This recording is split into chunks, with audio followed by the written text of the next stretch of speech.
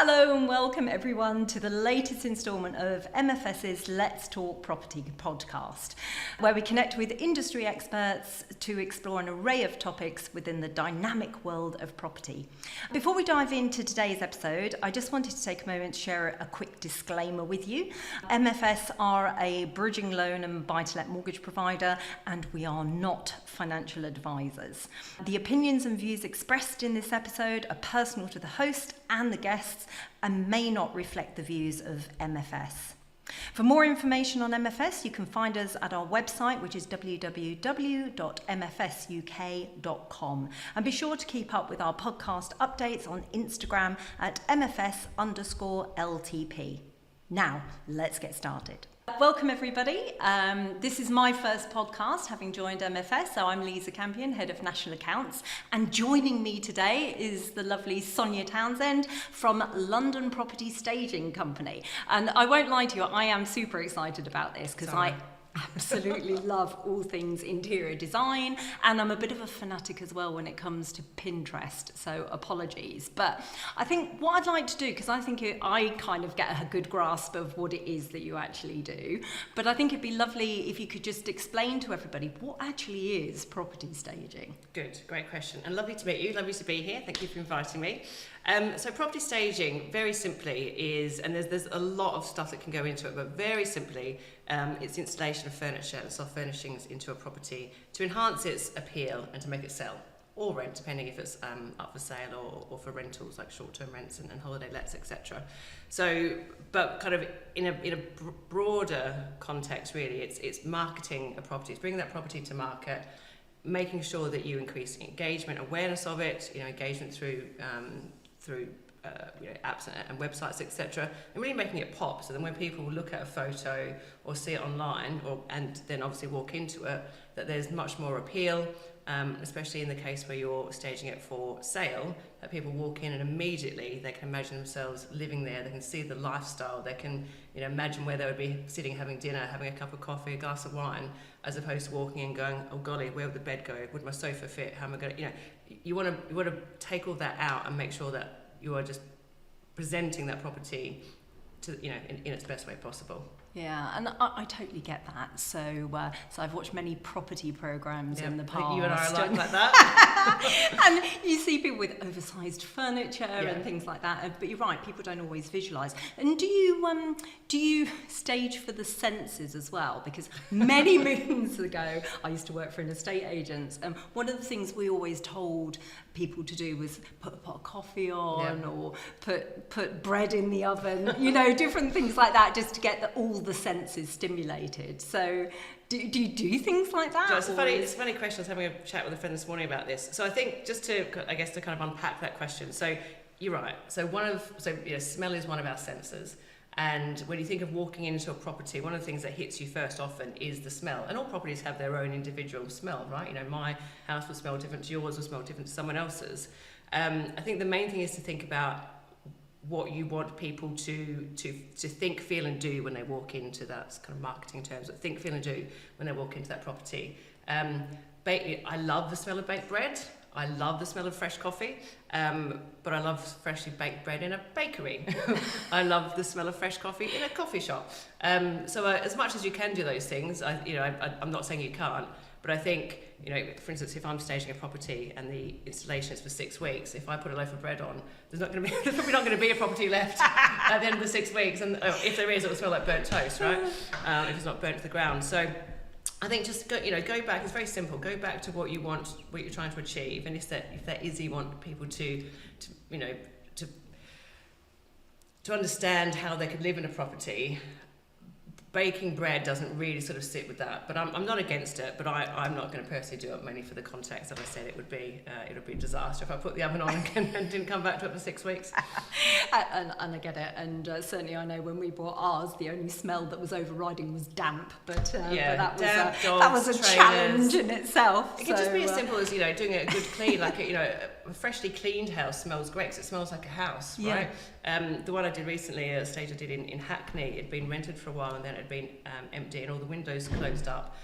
It smelled a bit Fausty, so cleaned it, put lots of the flora down. And also I took it's slightly beyond the call of duty, took the curtains home and washed them and just soaked them overnight in some really lovely just softener fabric conditioner that smells amazing. So then obviously when the breeze is coming through, that's all wafting through, and also when the light was hitting the curtain. So there's little things you can do. I think, like I said, not against baking bread, but look at the basic things first. Does it smell like a house that people want to walk into and spend some time in? Yeah, fantastic.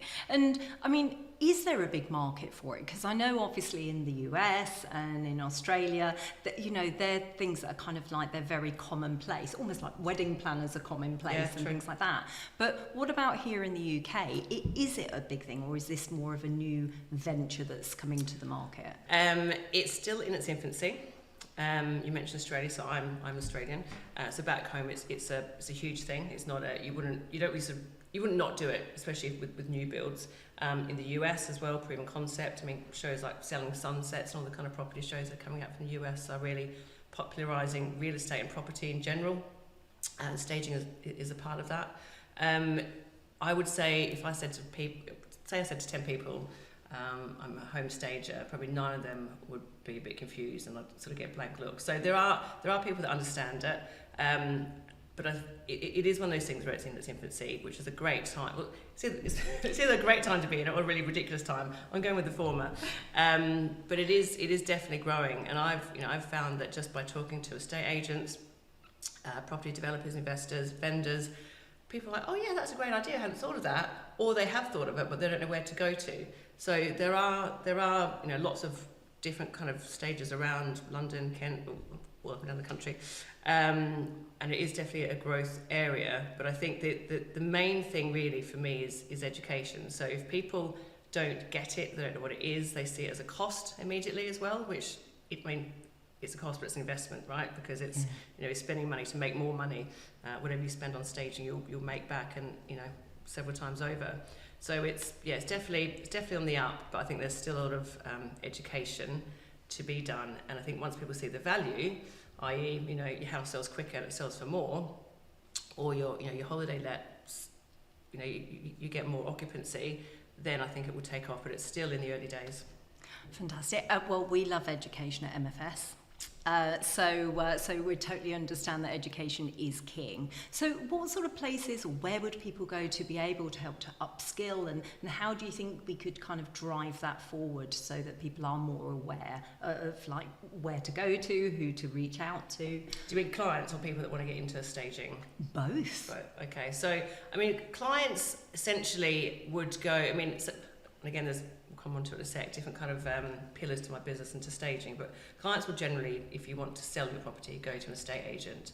So an estate agent, as a professional that is selling or representing you and your property, should be able to give you a list of kind of options and people to speak to about enhancing it. So there'd be obviously home staging and property staging. I know I keep flipping between the two, it's the same thing. Or dressing is what estate agents call it as well.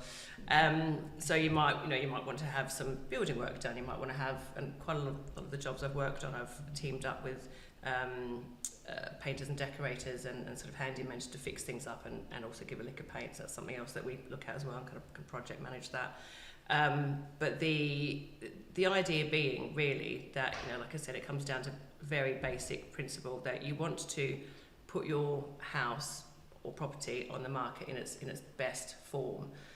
So to learn more, obviously you can look at my website.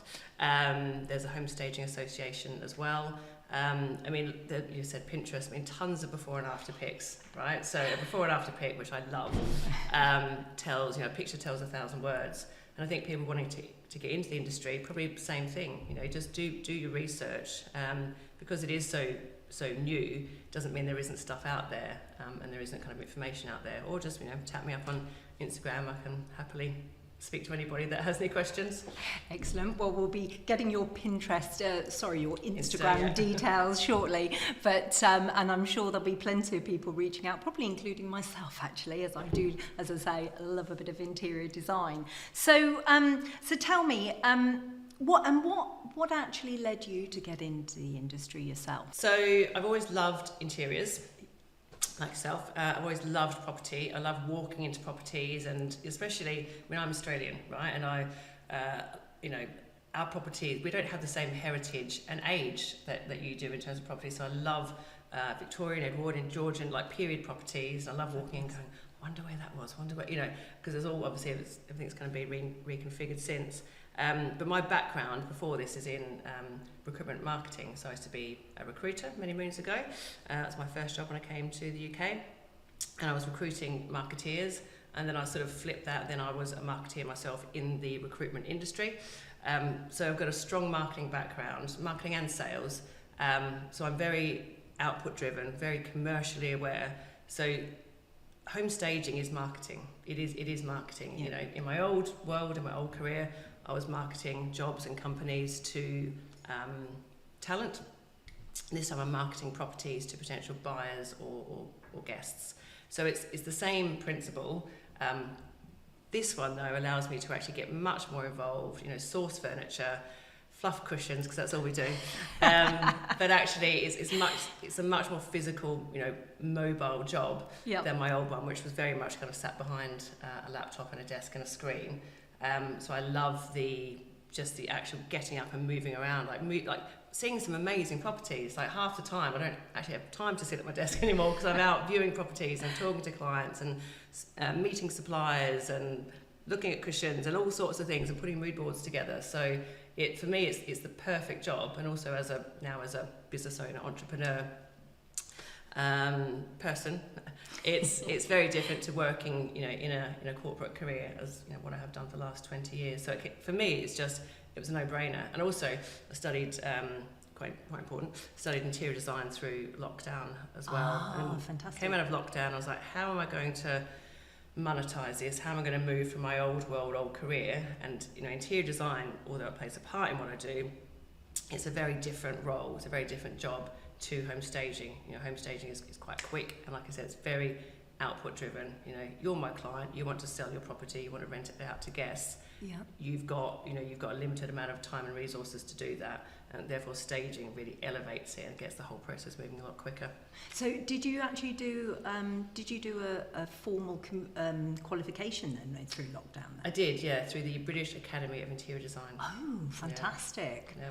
Oh, congratulations. Thank you. And when you take on a project, do you apply the same approach to all, or are there different approaches that you take depending on what the project is? How does it work? So my approach from, like I said, marketer for 20 years, there's a, sort of 101 marketing, which is what's your strategy? A strategy first. So strategy for me is who's your target market? Is it a first-time buyer? Is it a family? Is it an investor or a developer? Think of your market. Yeah. So obviously the style, the furniture will be reflective of that target market. So you're not going to put a Chesterfield sofa into a one-bed flat that the price point is $350 and it's in Hackney. You know what I mean? So you need to think of your target market. Next process next stage, is to then put a mood board together. So target market is first-time buyer. Here are some pieces, here's a look that I think we want to go for. Now, from a sustainability perspective, if I went and bought, and also my own bottom line, if I went and bought different pieces of furniture for every single stage, I would, apart from wasting a lot of money, it would be an awful thing for the environment as well. So what I try to do is obviously then spin those pieces of furniture around, put them in storage if they're not being used, but ultimately, if they're in storage, they're not making me money and it's costing me money. But look at what's required. So I buy stuff quite with 3 or 4 different kind of sets in mind, if you know what I mean. So then once I've kind of got a mood board together, then I will work out with the client what the time frames are. Like a lot of these things, they want it done yesterday. So then I work out a lead time and a date for installation. And then quite often, they're sort of out of the loop, and I work with the estate agent more because they've obviously got a photographer to book in. They've got a time when they want it to go online. They might have clients that want to potentially view the property. So a lot of the time, working backwards really helps. if someone said to me, we've got a photographer booked in at Monday 12:30, there's no point me still being there Tuesday morning. So I need to work backwards. So sort of It's very, very time driven and very output focused. with the vehicle being designed, but ultimately the goal is to get that property sold or rented as quickly as possible.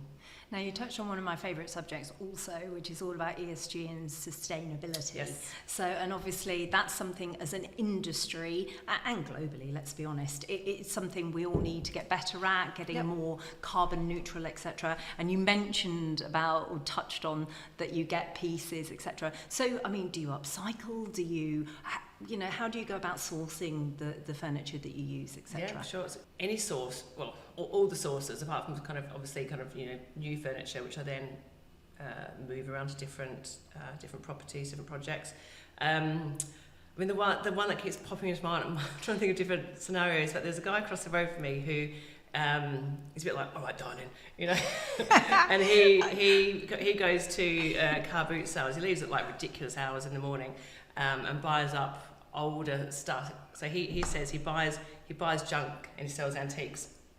So he goes to like flea markets, car boots, etc. Yeah. I bought so many little bits and pieces from him. It's lovely. The one thing I keep thinking of, because I want more of them of the same. This kind of it's very retro black leather kind of footstool, which is great because sometimes you need height in things, and obviously not every owner wants you to go drill massive holes in their wall for massive mirrors, right? So, and mirrors are a huge thing. So that that lovely sort of arched mirror everyone's got right now. So I need more of those sorts of things just to prop mirrors on and just give some height and variation to things against the wall. So there's that. He's a great source of stuff for me. A few bits of my own appear in places every now and again. Nice. And actually I've got a really good network of other home stagers, and we swap. We borrow and we swap and sell and rent to each other as well. So artwork especially, you can't have every single piece of art out there. And art is it's kind of what really personalises and defines a space or a property. Yep. So that's kind of, I guess, one of the keys to making it a little bit more specific to, again, say first time buyer versus family of four. So art is one of those things. Definitely, it's good to kind of have a network of people, at least in my world, that you can share, swap, borrow. And I'm always on, different sites like Vinted, eBay, etc. for getting secondhand things. So yeah, there's definitely, it's not all brand new, lots of packaging shipped from China. There's lots of different ways to get stuff that is sustainable, that is looking at kind of upcycling and recycling. And certainly, so you mentioned obviously things like first-time buyers, etc. What about people that are already in the properties? Do you ever get any scenarios where you might use very delicately tell them they've got possibly not the right furniture, or so that's so I guess kind of the services that I offer, that is what do we call it, occupied staging, or it's a consultancy. So right. and it can start with, if you said, look, to me, look, Sonja, I'm struggling a bit, kind of, and quite often when you're in a property, let's call it your house, right? Your home. Yep. It's your home. You can't see the wood for the trees. You don't know what to do or where to start. So, excuse me. So my service would be a 1 hour consultation. I mean, I live in South London, so obviously kind of travelling, looking at that. I can't go to Scotland for an hour, but so 1 hour consultation, and I will look at it completely with a buyer's through a buyer's lens, and look at it from a marketing perspective, and write up a report of things that you could do. Now, quite often, declutter, right? Like decluttering has become almost just as huge as home staging, or maybe even vice versa. Lots of shows in the US have come out here. I think we've probably always done it, but we haven't called it, we haven't named it decluttering as such. So first thing to do would be to declutter, and I know some really good declutterers as well, again in my network. So that's kind of the first thing. I think the second thing as well is make more space. So the way you use your home and live in your home works for you and your lifestyle. It might not work for your potential buyer. So apart from decluttering, lots of coats on the hooks, shoes by the door, things strewn over the chair in the corner, or maybe there's no chair in the corner, you've got a pile of clothes. So I think think about what it is that you want people to sort of think, feel and do when they walk in. And quite often, there's things like liquor paint, that goes a long way.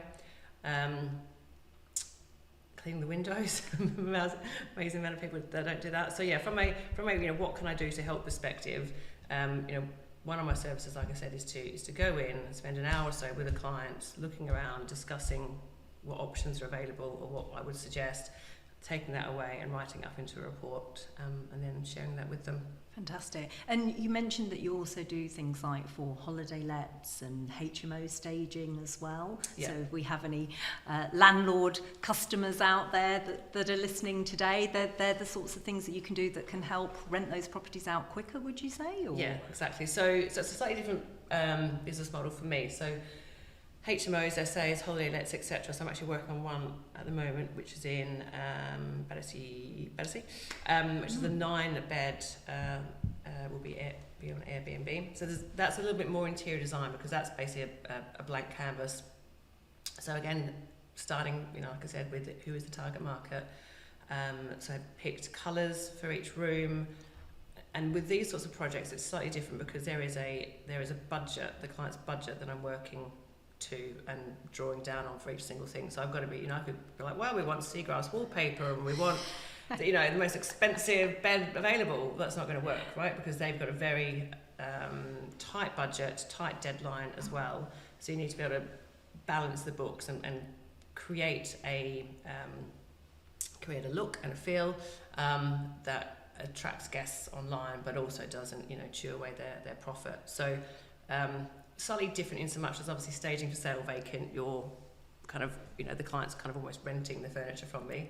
In this scenario, I, on behalf of them, will go purchase it. Again, going back to the start before, look at the target market, do a mood board, get everything together, go off and find suppliers, source the furniture and everything, and then install it as well. And even, it's not just the bedroom, there's things like the kitchen pack and everything like that. Bathroom, there's things to think of around fire safety and durability and a margin of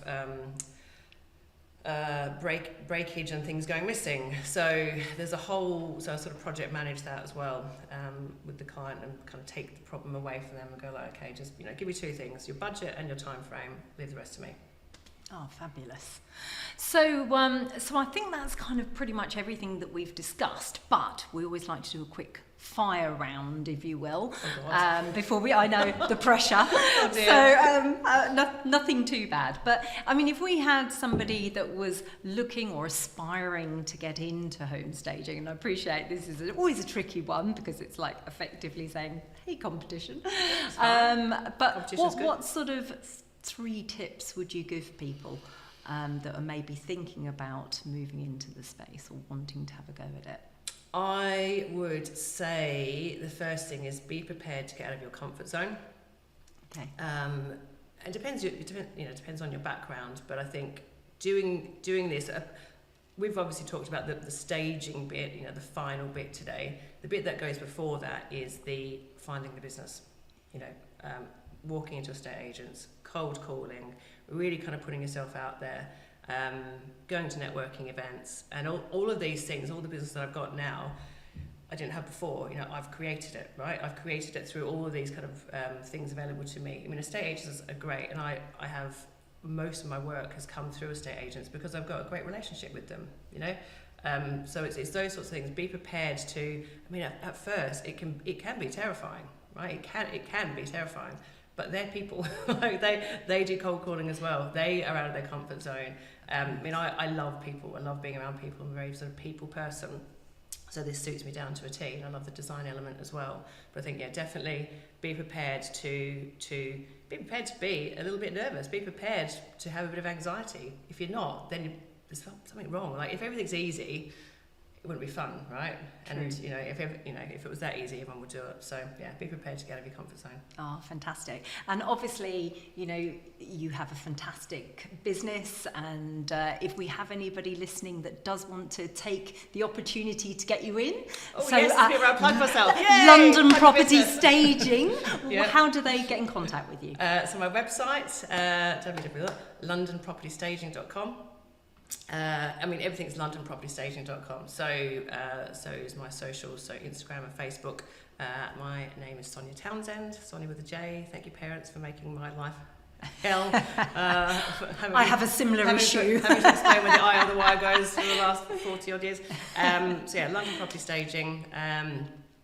And my contact details are on there, my number. I'm more than happy to speak to anyone if they want to give me a call, drop me an email. info@londonpropertystaging.com.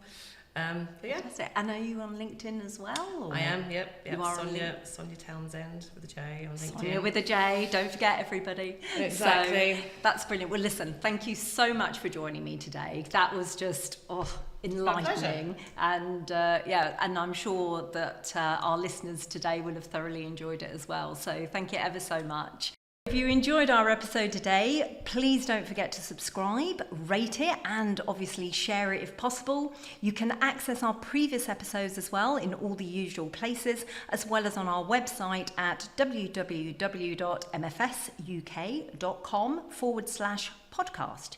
You can also stay connected with us on Instagram at mfs_LTP, and hopefully we will see you next time.